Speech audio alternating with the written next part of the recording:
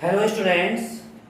तो आज लेकर आए हैं यहाँ पर चैप्टर 3 का पार्ट 2, मतलब मेटल और नॉन मेटल का, है ना। तो पहली वीडियो में तो हमने फिजिकल और केमिकल प्रॉपर्टीज पढ़ ली थी मेटल और नॉन मेटल्स की। तो अब फिलहाल बात करते हैं हम रिएक्टिविटी सीरीज के बारे में बात करें ना। कि वीडियो अच्छी लगे तो लाइक जरूर करना, ना अच्छी लगे तो खैर कोई बात नहीं, कमेंट जरूर कर देना पर। तो ठीक है, शुरुआत करते हैं अपने रिएक्टिविटी सीरीज से। रिएक्टिविटी सीरीज आपको चैप्टर 1 में भी कराई है, वैसे चैप्टर 3 में भी है ये, तो चैप्टर 3 में भी करा रहे हैं, है ना।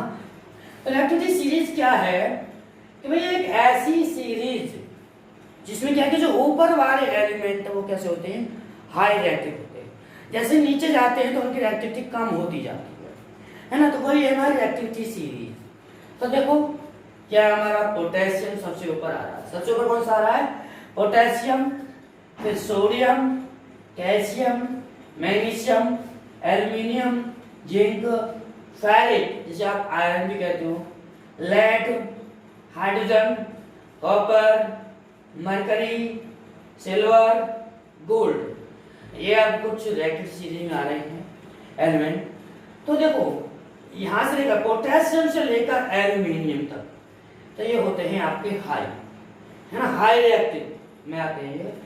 जिंक से लेकर कॉपर तक जो आते हैं वो आपके मीडियम में आते हैं, और जबकि मरकरी से लेकर यानी सोने तक, गोल्ड तक, वो आपके लो में आते हैं। अब बात आती है कि electrolysis, reducing of found in at state होता क्या है, तो बता देता हूँ। क्या है कि जो ये वाले होते हैं इनमें से जो प्योर मेटल निकालना होता है, एक्सट्रैक्ट करना होगा प्योर मेटल में, प्योर मेटल्स को, तो उससे हम कहेंगे इलेक्ट्रोलाइसिस करना पड़ेगा। प्योर मेटल्स को यदि हमें निकालना है, गेट करना है, प्राप्त करना है, तो हमें क्या करना पड़ेगा, इलेक्ट्रोलाइसिस की जरूरत पड़ेगी। वो बाद में बताएंगे जब आएगा हमारा टॉपिक। फिलहाल ये समझो अभी जब तो हमारा जो मीडियम वाले हैं उनको गेट करना है तो उसमें रिड्यूसिंग करना पड़ता है। एक आता है फाउंड इन फ्री स्टेट, ये मतलब नेटिव स्टेट या फ्री स्टेट में ये पाए जाते हैं। तो ये होते हैं हमारे कुछ रिएक्टिविटी सीरीज में। और मैंने चैप्टर में जब पढ़ाया था रिएक्टिविटी सीरीज, तो मैंने बताया था कि जो हाईली रिएक्टिव होता है वो लो रिएक्टिव को हटा देता है, डिस्प्लेस कर देता है। तो देखो ये लिख रहा है, a metal can displace all the metals from their compounds which are below or after it in this series. मतलब एक मेटल दूसरे मेटल को हटा सकता है जो नीचे आ रहे हैं, जो उससे नीचे, जैसे एल्युमिनियम की बात करते हैं, वो किसको हटाएगा, इससे नीचे आने वाले को वो उससे हटा सकता है, उस जगह ले सकता है ना। वही चीज मैंने यहाँ पे लिख रखा है, खैर लेकिन दूसरी लैंग्वेज में बात वही है कि हाई रिएक्टिव लो रिएक्टिव हटा रहा है ना। जैसे कि ये फेरिक है, मैंने ये लिया एक CuSO4 Cu, यानी फेरिक के बाद आ रहा Cu, तो ये फेरिक Cu को हटा सकता है, हटा दिया, Cu को हटा दिया, देखो FeSO4 आ गया। Zn और CuSO4, देखो जिंक, ये रहा जिंक और ये Cu, तो जिंक के बाद तो आ रहा है Cu, तो जिंक Cu को हटा सकता है, देखो Cu हटा दिया, ZnSO4 बन गया। तो ये तो थी हमारे कुछ रिएक्टिविटी सीरीज। इसकी बहुत ज़्यादा जरूरत पड़ेगी हमें, है ना। जो हमें मेटल एक्सट्रैक्ट करने हैं उसकी जरूरत पड़ेगी हमें, उसमें ही जरूरत पड़ेगी। तो आज जो टॉपिक होने वाला है वो है अकरेंस ऑफ मेटल्स, मेटल्स को अकर कैसे करें, गेट कैसे करें, है ना। तो उससे पहले आप उसमें क्या पढ़ना पड़ेगा आपको, मिनरल्स और, है ना, या ये सब मतलब होते क्या है, स्टेप बाय प्रोसेस होती क्या है, मेटलर्जी जो है वो सब आपको पढ़ना पड़ेगा। तो चलो शुरू करते हैं अपने पे occurrence of metals. Occurrence of metals मतलब कि इसमें क्या पढ़ेंगे हम कि मेटल को कैसे अकर करें, कैसे गेट करें। सबसे पहले हमें पढ़ना पड़ेगा मिनरल्स। ये मिनरल्स होते क्या हैं, तो एलिमेंट्स और compounds occurring naturally in earth crust, मतलब वो एलिमेंट और कंपाउंड जो क्या है कि अर्थ क्रस्ट में कैसे मिलते हैं, नेचुरली मिलते हैं, है ना। तो उन्हें हम क्या कहेंगे, मिनरल्स कहेंगे। क्या कहेंगे उन्हें हम, मिनरल्स कहेंगे। बात आती है ओर्स की, किसकी बात करेंगे यहाँ पर, ओर्स। ओर्स क्या लिख रहा है यहाँ पर कि minerals from which metal can be profitably extracted, मतलब कि क्या हुआ कि ऐसे मिनरल्स जिससे हम क्या ले रहे हैं, मेटल ले रहे हैं अपने फायदे के लिए, उससे मेटल क्या कर रहे हैं, निकाल रहे हैं, गेट कर रहे हैं, एक्सट्रैक्ट कर रहे हैं, तो उसे हम क्या कहेंगे, ओर्स कहेंगे। और हमारे किस किस में पाया जा सकता है, सल्फाइड और में पाया जाता है, ऑक्साइड और में पाया जाता है, और कार्बोनेट ओर में भी पाया जाता है। ये हमारे ओर्स है। सल्फाइड मतलब एस लग जाएगा, जैसे कि H2S हाइड्रोजन सल्फाइड है ना, सोडियम सल्फाइड, मैग्नीशियम सल्फाइड, इस तरह के सोडियम कार्बोनेट, मैग्नीशियम कार्बोनेट, इस तरह से हमारे है ना। तो ये हमारे कुछ ओर्स होते हैं। अब बात आती है भाई कुछ हमारी सीरीज है, उनके आधार पर कुछ इंपॉर्टेंट पॉइंट है, तो उसके बारे में बात करते हैं कि metals at the bottom of activity series like gold, platinum, silver, copper generally are in free state. मतलब ये क्या होता है, जो मतलब रिएक्टिविटी सीरीज है सबसे नीचे पाए जाने वाले जो हमारे कुछ एलिमेंट्स हैं, है ना, वो कैसे होते हैं, फ्री स्टेट में होते हैं। कैसे स्टेट में होते हैं, वो फ्री स्टेट में वो होते हैं। लेकिन जो कॉपर है और एक हमारा सिल्वर है, ये हमारा फ्री स्टेट में तो होते ही हैं, लेकिन ये सल्फाइड और ऑक्साइड ओर की फॉर्म में भी पाए जाते हैं। यानी कि ये तो हमारे कुछ ऐसे ही कॉपर और सिल्वर जो मतलब क्या है कि उस फॉर्म में भी पाए जाते हैं, है ना, सल्फाइड और ऑक्साइड फॉर्म में। एक आता है भाई मेटल जो हमारा मीडियम एक्टिविटी है। मीडियम एक्टिविटी कौन से, जिंक, लेड, आयरन, ये हमारे क्या है, ये हमारे ऑक्साइड फॉर्म में पाए जाते हैं, सल्फाइड फॉर्म में पाए जाते हैं, कार्बोनेट फॉर्म में पाए जाते हैं। अब जो अगला टॉपिक है वो हाई रिएक्टिव वाले का होगा। तो देखो हाई रिएक्टिविटी वो क्या कहती है।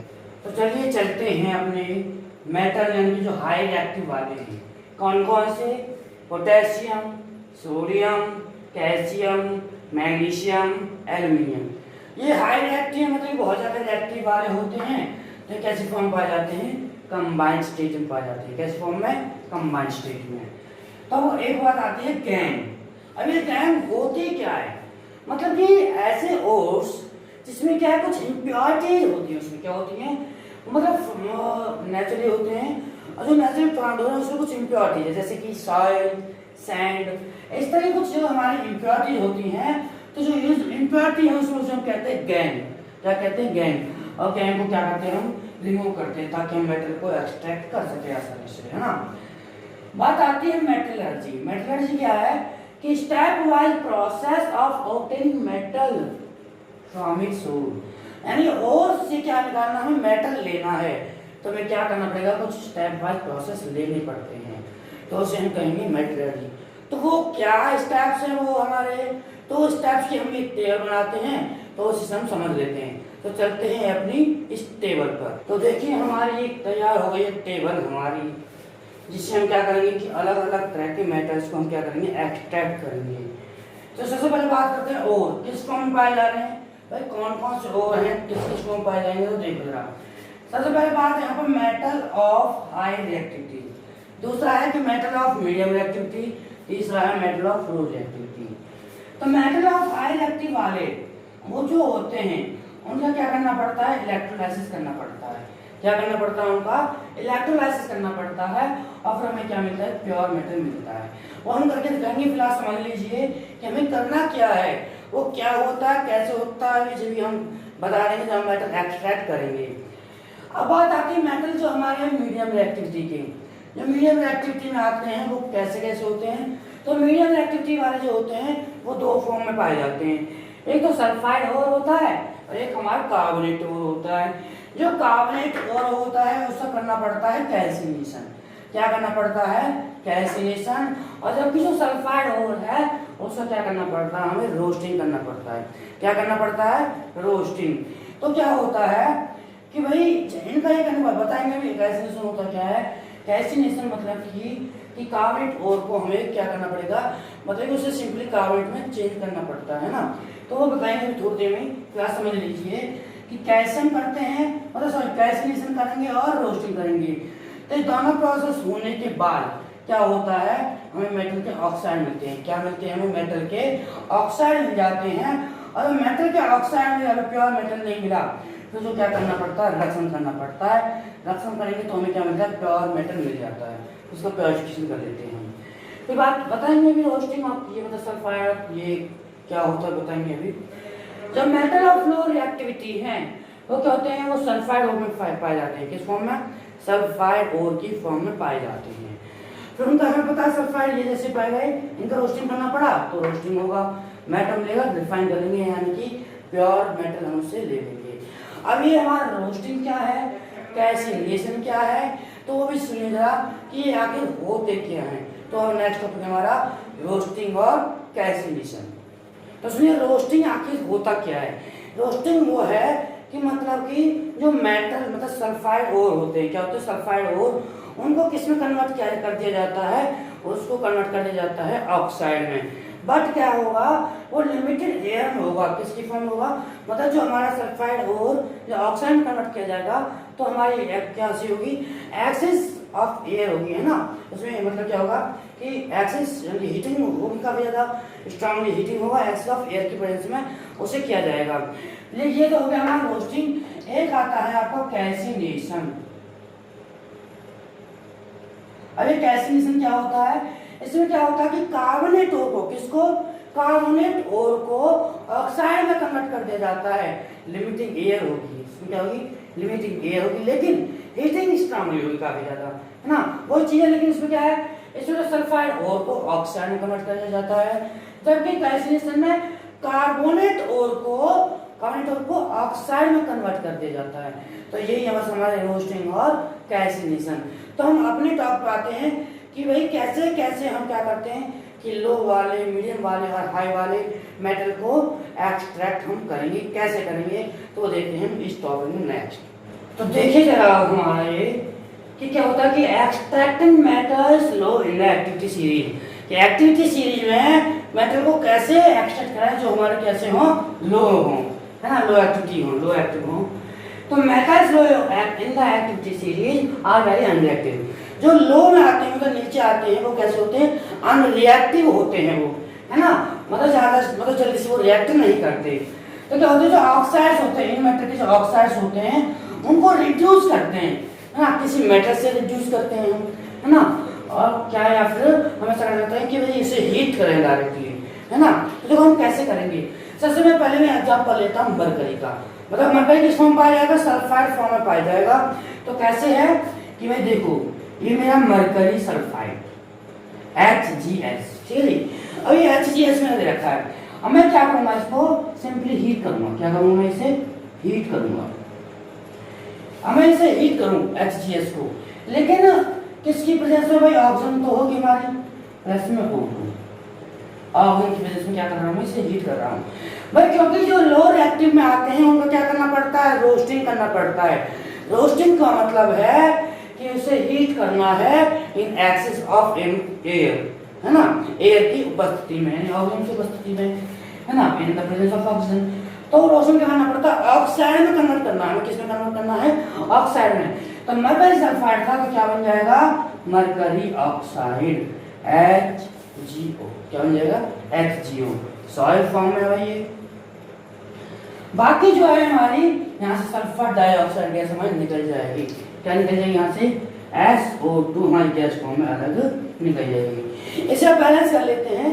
तो देखिए जरा कैसे बैलेंस करेंगे। यहाँ पर 2 ऑक्सीजन, यहाँ पर 1 और 2 3 ऑक्सीजन, है ना। और फिर यहाँ पर देखो जरा, यहाँ एक गैस, यहाँ एक गैस, यहाँ Hg, यहाँ एक Hg, ये बराबर है। तो इनको बैलेंस करना है। तो कैसे बैलेंस करेंगे, तो मैं ऐसा कर लेता हूँ कि 2 तो यहाँ लगा दूँ, ठीक है, 2 लगा दिया, 2 और 2 4, चलो मान लो है 2 मैं लगा दूँ, मान लो है क्या लगा 2, लेकिन फिर दिक्कत आएगी कि Hg की तो दिक्कत आएगी। चलो फिलहाल इन्हें बैलेंस कर लेते हैं Hg को, 2 Hg 2 Hg, 2 सल्फाइड है तो मुझे यहाँ 2 करना पड़ेगा, फिर सल्फाइड 2 सल्फाइड। अब देखो 2 दूनी 4, 4 ऑक्सीजन और 2 ऑक्सीजन, 6 ऑक्सीजन। यहाँ 3 है तो 3, सॉरी 2 है तो 3 लगा देंगे, 3 दूनी 6 ऑक्सीजन, 2 और 4 6 oxygen, 2 mercury 2 mercury, 2 sulphide 2 sulphide. तो ये तो हो गया मेरा मरकरी ऑक्साइड में कन्वर्ट, यानी कि रोस्टिंग की प्रोसेस लग गई। अब क्या करना है इसे मुझे, तो मुझे सिंपली ऑक्सीजन हटाना है और मुझे क्या कर लेना है, सिंपली मुझे मरकरी चाहिए। क्या चाहिए मुझे, मरकरी। तो मैं क्या कर लूंगा कि 2HgO जो मुझे मिला था उसको मैं क्या करूंगा, हीट कर दूंगा, ऑक्सीजन को हटा दूंगा तो मुझे क्या मिल जाएगी, Hg मिल जाएगा, प्लस में O2 मिल जाएगा। और यहाँ 2 है तो यहाँ भी 2 लेने पड़ेंगे, ये लो जी। तो मुझे क्या मिल गए, 2 Hg मिल गए और मेरे ऑक्सीजन निकल गए। तो मेरा मतलब मरकरी मिल गया, मेरे को क्या मिल गया, मरकरी, जो कि एक प्योर मेटल है। इसके साथ कुछ और नहीं तो हमें क्या मिल गया, प्योर मेटल मिल गया, ठीक है जी। दोबारा सुन लीजिए, मेटल सल्फाइड था जो कि सल्फाइड फॉर्म में था, उसको मैंने ऑक्सीजन के साथ हीट किया तो मैंने क्या मिल गया, सल्फाइड से मुझे ऑक्साइड मिल गया, मेटल ऑक्साइड। मतलब कि मेरी रोस्टिंग की प्रोसेस लग गई, वहाँ की जो सल्फाइड डाइऑक्साइड है, सल्फाइड डाइऑक्साइड वो अलग निकल गई। अब जो आता है फिर जो मैंने ऑक्साइड बना था उस ऑक्सीजन को हटाना है, प्योर मेटल लेना है, तो ऑक्सीजन हटा दिया, प्योर मेटल मेरे को मिल गया। अब बात आती है हमारी जो मिडल में आते हैं यानी कि मीडियम रिएक्टिविटी वाले, उनको हम कैसे करेंगे, तो देखो जरा, तो देखिए जरा, extracting matters middle in the activity series, इसकी बात कर रहे हैं हम।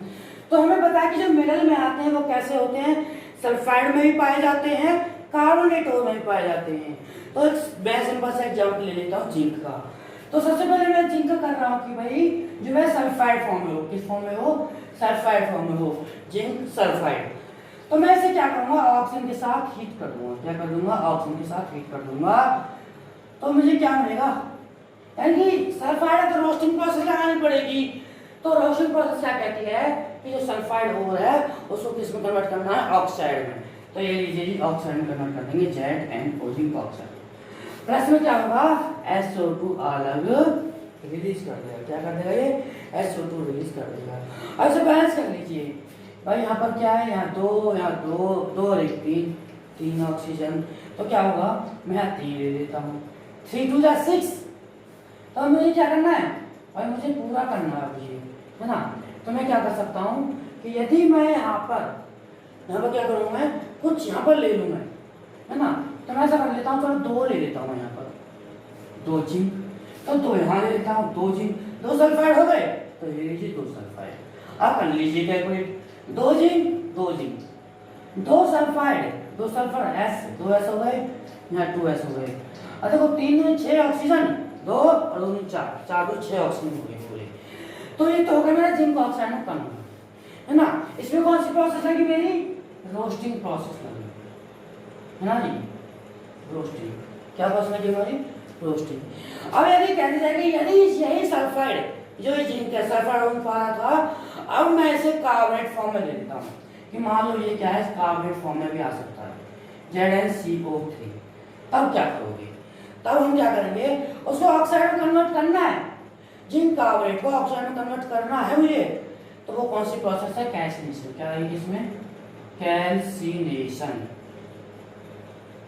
ठीक है जी, कैल्सिनेशन प्रोसेस।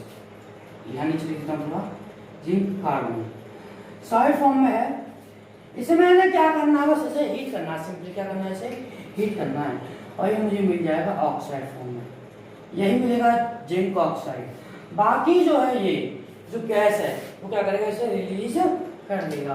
तो क्या गैस आ जाएगी, एक कार्बन और 2 ऑक्सीजन, तो CO2 अलग रिलीज हो जाएगी।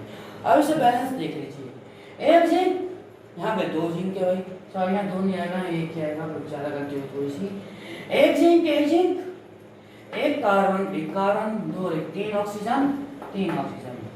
तो जब रोस्टिंग लगाई, जब सल्फाइड था तभी ऑक्साइड में कन्वर्ट करा, जब कार्बन था तभी ऑक्साइड में कन्वर्ट करा।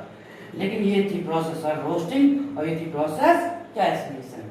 रोस्टिंग क्या कहती है कि सल्फाइड को कन्वर्ट करते हैं, और कि कैल्सिनेशन है कि वो कार्बोनेट को कन्वर्ट करती है ना। दोनों में मिला वही है, जिंक ऑक्साइड मिला दोनों में। अब हमें लेना है प्योर मेटल, तो हम क्या करेंगे यहाँ पर कि एक ऐसा मेटल ऑक्साइड लेंगे जो क्या करें, इसको रिड्यूस कर दे, क्या करें, इसको रिड्यूस कर दे और प्योर मेटल बना दे। तो मेरा जिंक ऑक्साइड है ना, बिल्कुल जिंक ऑक्साइड मिला। अब मैं इसे कर रहा हूँ, कार्बन ले लेता हूँ, क्या ले लेना इससे, कार्बन यहाँ से। तो जब मैं कार्बन ले रहा हूँ तो क्या करेगा, कार्बन और ऑक्सीजन अलग निकल जाएंगे, जबकि मेरा जिंक यहाँ रह जाएगा अकेला, कार्बन मोनोऑक्साइड भी अलग निकल जाएंगे। तो मेरे को क्या मिल गया, प्योर मेटल मिल गया मिडल एक्टिविटी सीरीज में, है ना, जो मिडल में आते हैं। इस तरह से मैं और एलिमेंट की भी कर सकता हूँ जो मिडल में आते हैं। बस बात है कि वो सल्फाइड हो रहा है या कार्बोनेट हो रहा है, वही है, मिलना वही है, हमें ऑक्साइड में कन्वर्ट करना है। और ऑक्साइड को जो हमने कन्वर्ट किया उसको हमने कार्बन को अच्छा से ले लिया, है ना, मतलब जब इसको हटा सके। पावरफुल और एक्टिव चीज में आप देखिए ना कि कौन सा पावरफुल है वो से यूज कर लेगा, है ना। तो यहाँ से हमने ये अलग निकाल दिया कार्बन मोनोऑक्साइड, और जिंक हमें मिल गया pure metal, as a pure metal. तो ये तो हो गया मेरा मेटल मिडल वाले। अब बात करेंगे हम इसकी जो हमारे हाई वाले आते हैं उनकी बात करेंगे हम। तो देखो हाई वाले हम कैसे करते हैं, मतलब अब देखो यहाँ पे क्या है कि जो मेटल्स होते हैं, मतलब जो हाई एक्टिविटी सीरीज में आ रहे हैं, उनको हम क्या करेंगे कि भाई वो मतलब उन्हें हम सिंपल हीटिंग देकर हम उन्हें एक्सट्रैक्ट नहीं कर सकते, उन्हें क्या करना पड़ता है, हमें इलेक्ट्रोलाइसिस करना पड़ता है।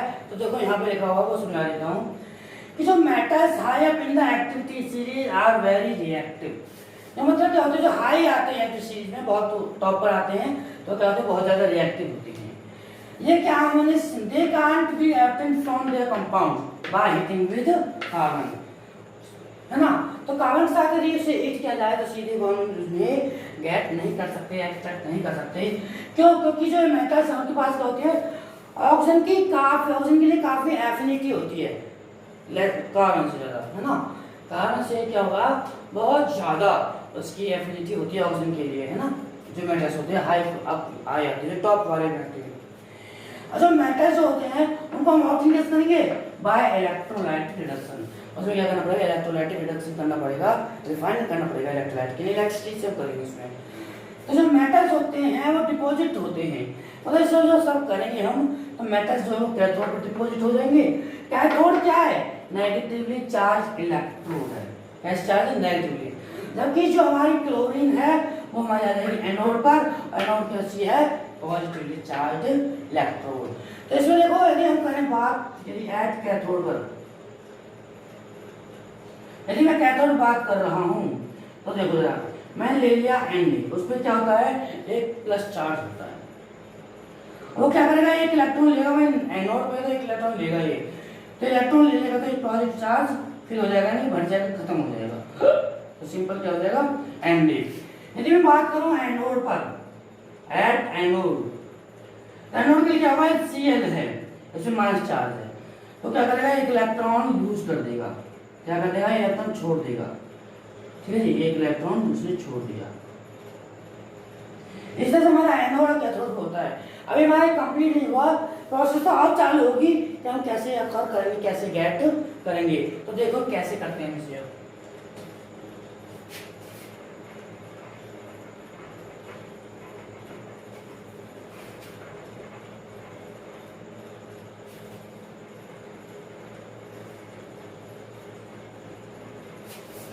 तो हमें यहाँ पे करना पड़ेगा इलेक्ट्रोलाइटिक रिफाइनिंग। क्या करना पड़ेगा हमें यहाँ पर, इलेक्ट्रोलाइटिक रिफाइनिंग हमें यहाँ पे करना पड़ेगा। अब ये कैसे होता है तो समझो जरा, मैं डायग्राम की हेल्प से समझा देता हूँ कि मैंने क्या करा है, बीटा ले लिया है ना,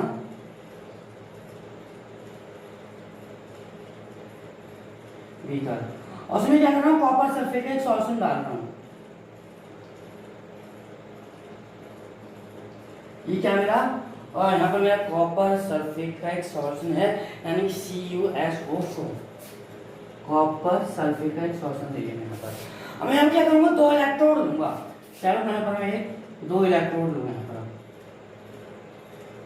ये 2 इलेक्ट्रोड मैंने ले ली, ठीक। अब मैं इसको किससे कनेक्ट करूँगा, बैटरी से कनेक्ट करूँगा। तो देखो ये वायर है, इस तरह से मैंने कनेक्ट इसको कर लिया, ठीक है। इसमें मैंने बैटरी डाल दी, कि अरे किया लगा देता हूँ मैं इसमें, ना ये भी क्या है की, ये भी बैटरी ई मान लो इसे, है ना, इसे बैटरी मान लो। अब ये क्या है, ये तो मेरी कैथोड है, ये क्या है मेरी कैथोड। सॉरी इसे ऐसा कर लो, ये छोटा हो जाएगा, बड़ा छोटा, बड़ा छोटा बड़ा, ठीक है, ये इस तरह से कर लो इसे। ये कैथोड और ये क्या हो गया, एनोड, इस तरह से। ये सॉरी नेगेटिव चार्ज, ये पॉजिटिव चार्ज। और इसमें होता क्या है, जैसे मैं यहाँ पर इलेक्ट्रिसिटी डालूंगा, जैसे मैं यहाँ पर क्या करूँगा, इलेक्ट्रिसिटी डालूंगा, तो क्या होगा, जो मेरी कुछ प्योर मेटल है वो क्या होगा, इस सॉल्यूशन में डिसॉल्व हो जाएगा, एनोड से जो है प्योर मेटल क्या हो जाएगा, यहाँ पे डिसॉल्व हो जाएगा, और उसी के इक्विवेलेंट जो प्योर मेटल है वो क्या हो जाएगा, इस कैथोड पे आ जाएगा, क्या आ जाएगा, इस पे प्योर मेटल में इस कैथोड पे आ जाएगा। जबकि जो इसमें इम्प्योरिटीज हैं वो क्या होगा, इस एनोड के नीचे आ जाएगी, यहाँ पर जमा हो जाएगी, जो इम्प्योरिटीज है ना, इम्प्योरिटी जो है। तो जो ये इम्प्योरिटी जो एनोड के नीचे जमा हो जाती है उसे हम क्या कहते हैं, एनोडर्मर, क्या कहते हैं इसे, हम इस चीज को एनोड मड भी कह देते हैं, जो इम्प्योरिटी है। तो इस तरह से हम कर लेंगे इलेक्ट्रोलाइटिक रिफाइनिंग। ये आपका हो गया कि हम कैसे एक्सट्रैक्ट करें कि जब हाई उसमें आते हैं। आपने लो वाले, मीडियम वाले और हाई वाले कर लिए हैं। अब दो एक टॉपिक हैं, उनको भी कंप्लीट कर लेते हैं जल्दी से। तो देखते हैं जरा यहाँ पर क्या होगा। हमारा नेक्स्ट टॉपिक है थर्मिट रिएक्शन। अब नेक्स्ट टॉपिक क्या होगा हमारा, थर्मिट रिएक्शन। तो कैसे करते हैं थर्मिट रिएक्शन, जरा देखो। और थर्मिट रिएक्शन आखिर होती क्या है, क्यों इसकी आवश्यकता पड़ती है, तो वो भी देखो जरा। थर्मिट रिएक्शन, अब ये होती क्या है थर्मिट रिएक्शन। तो देखिए थर्मिट रिएक्शन क्या है, तो ये एक ऐसी रिएक्शन है जो मतलब क्या है कि जो रेल की पटरियां होती हैं उनमें क्रैक्स हो जाते हैं, है ना, खराश पड़ जाती है, दरासी पड़ जाती हैं, तो उनको भरने के लिए या उनको ठीक करने के लिए इस रिएक्शन का यूज किया जाता है। तो कैसे होता है देखो जरा, तो मैं लिख के बता देता हूँ एक बार कि क्या होता है कि रिएक्शन होती है, reaction between reaction of iron oxide and aluminium. Reaction of iron oxide and aluminium are used to join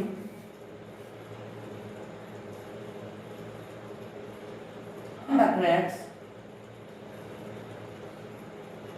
between the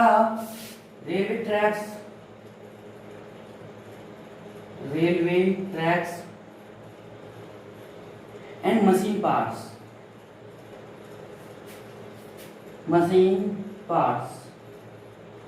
है ना। तो क्या होता है कि जो हमारे उनमें क्रैक्स होती है, मशीन पार्ट्स हों या वो रेलवे ट्रैक्स हों, उनमें दरार पड़ जाती है या क्रैक्स आ जाता है, तो उनको ज्वाइन करने के लिए तो इस रिएक्शन क्या रिएक्शन, एक आयरन ऑक्साइड और एल्यूमीनियम की रिएक्शन का यूज किया जाता है। तो क्या होता है कि इनसे बनने वाला एक हमारा फ्लूइड टाइप में एक हमारा क्या बनता है, कुछ पदार्थ बनता है, तो उसको हम डाला जाता है, बाद में वो सॉलिड हो जाता है। तो देखो सर कैसे है कि machine parts are known as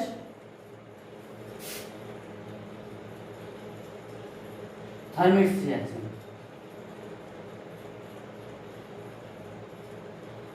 तो कैसे देखो, सबसे पहले का आयरन ऑक्साइड यानी कि Fe2O3 और एक है एल्यूमिनियम।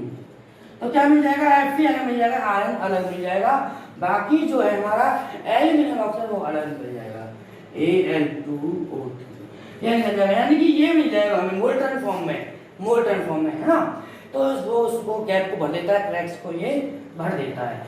तो ये हो गया मेरा थर्मिट रिएक्शन कंप्लीट। जो अगला टॉपिक आता है हमारा नेक्स्ट, वो है आपका कोरोजन वाला टॉपिक है हमारा नेक्स्ट वाला, ठीक है जी। तो आज हमारा होगा थर्मिक रिएक्शन तक हमारा यहाँ पर कंप्लीट हो गया है। जो नेक्स्ट कुछ हमारा जो आएगा कोरोजन से रिलेटेड जो टॉपिक है वो भी हम करने को मिलेगा, हमारा नेक्स्ट वीडियो हम करेंगे वीडियो में, है ना। इस वीडियो में केवल यहीं तक करेंगे, अगली वीडियो में कोरोजन और बाकी कुछ इंपॉर्टेंट क्वेश्चंस हैं, उनके माध्यम से हम पूरा चैप्टर क्लियर कर देंगे नेक्स्ट वीडियो में, नेक्स्ट पार्ट में, ठीक है जी। यदि आपको ये वीडियो अच्छी लगी हो तो हमारे वीडियो को शेयर करें, लाइक करें और सब्सक्राइब करें। इसके लिए क्या हुआ कि भाई जो आप शेयर करते हो, लाइक करते हो, तो हमें अच्छा मोटिवेशन मिलता है और आपके लिए क्या होता है कि अच्छी सी वीडियो और कंटेंट आपके लिए लाते हैं, ठीक है। तो हमारे क्या है, वीडियो को सब्सक्राइब जरूर करना है, ठीक है। यदि फिर भी कोई चीज़ आपको समझ नहीं आ रही है तो आप कमेंट करें, आपके लिए वो कमेंट का आंसर हम जरूर देंगे, चाहे वीडियो के माध्यम से या किसी और तरीके से कोशिश करेंगे हम आपके लिए कि आपको आपके वो डाउट क्लियर करें, ठीक है जी। धन्यवाद।